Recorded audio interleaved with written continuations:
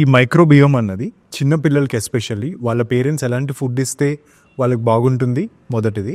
రెండు, వాళ్ళు ఇస్తున్న వాటిల్లో డ్యామేజ్ చేసేవి ఏమైనా ఉన్నాయా కరెంట్లీ? ఎగ్జాక్ట్లీ. ఇప్పుడు చిన్నపిల్లలకి ఇచ్చేటటువంటి ఫుడ్ చాలా మంచిదండి. ఇప్పుడు మైక్రోబయోమ్ అనేది ఫస్ట్ ప్రెగ్నెన్సీ లేడీస్ దగ్గర నుంచే మొదలవ్వాలి. అసలు పెళ్లి చేసుకుంటున్నాం అనగానే ఇంకా ప్రెగ్నెన్సీ ఏదో అవుతామనే కదా అర్థం జనరల్గా. అప్పటి నుంచి ఆహారపు అలవాట్లు మార్చుకోవాలి.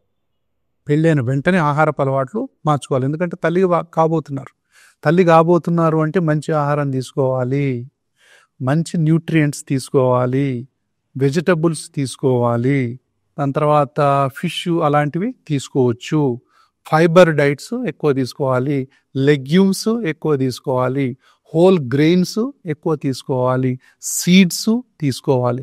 ఇలాంటి ఫుడ్ తీసుకోవటం వల్ల ఏంటంటే మన బాడీలో మెల్లమెల్లగా ప్రెగ్నెన్సీ అయ్యే టైంకల్లా మంచి బ్యాక్టీరియా అనేది సింబయాటిక్ ప్రోబయో అంటాం. మనం తినేటటువంటి ఆహారాన్ని ప్రీబయోటిక్ అంటాం. ఆ ఫైబర్ అంతా కలిపితే ప్రీబయోటిక్. ఈ ప్రీబయోటిక్ మీద బతికేదే ప్రోబయోటిక్. ప్రోబయోటిక్ అంటే బ్యాక్టీరియా. ఈ ప్రీబయోటిక్ని అది డైజెస్ట్ చేస్తుంది.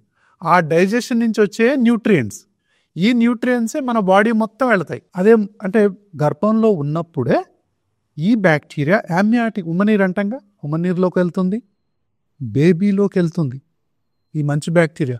అప్పుడు బ్రెయిన్ డెవలప్ అవడానికి ఉపయోగపడుతుంది. లేకపోతే ఎలర్జీస్ ఉన్నాయనుకోండి, గార్బేజ్ ఫుడ్ తిన్నాం అనుకోండి, ఆ ఎలర్జీస్ డిస్బయోమ్ అంటే ఏంటి, డిస్బయోసిస్, ఇవన్నీ కూడా యామ్నియాటిక్ ఫ్లూయిడ్లో నుంచి బేబీలోకి పోయించి బేబీలో ఎలర్జీలు మొదలై ఆటిజంకు దారితీస్తున్నాయి. ఇప్పుడు అందుకే ఆటిజం కేసులు ఎక్కువవుతున్నాయి, హైపర్ యాక్టివ్ కేసెస్ ఎక్కువ అవుతున్నాయి. కాబట్టి చిన్నపిల్లలకు పుట్టగానే మళ్ళీ తల్లిపాలు 4 నెలల నుంచి 6 నెలల వరకు ఇవ్వాలి.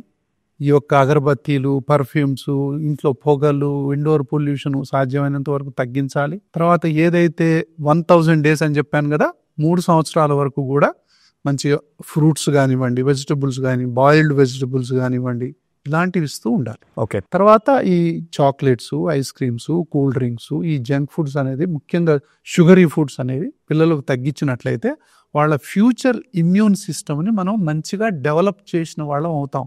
ఓకే. అదే వాళ్ళకు మనం ఇచ్చే గిఫ్ట్. ఇదే మన తెలివితేటల్ని డిసైడ్ చేస్తుంది. ఫ్యూచర్లో డయాబెటీస్ వస్తుందా రాదా డిసైడ్ చేస్తుంది. ఫ్యూచర్లో మనం ఒబీస్ అవుతామా రాదా డిసైడ్ చేస్తుంది. ఫ్యూచర్లో క్యాన్సర్ వస్తుందా రాదా డిసైడ్ చేస్తుంది. ఫ్యూచర్లో ఆటో ఇమ్యూన్ డిసీజెస్ వస్తాయా రావా డిసైడ్ చేసేది కూడా ఈ మంచి ఫుడ్, ఈ మంచి బ్యాక్టీరియా అనే విషయాన్ని మనం గుర్తుపెట్టుకోవాలి. ఓకే. సో యాంటీబయాటిక్స్ ఎంత తక్కువ వాడితే అంత మంచిది. ఓకే. సో యాంటీబయాటిక్స్ అనేవి డిస్టర్బ్ చేస్తాయి, పొల్యూషన్ డిస్టర్బ్ చేస్తుంది, దాని తర్వాత గార్బేజ్ ఫుడ్, జంక్ ఫుడ్ కూడా మన యొక్క మైక్రోబయోమ్ని డిస్టర్బ్ చేస్తుంది. ఓకే.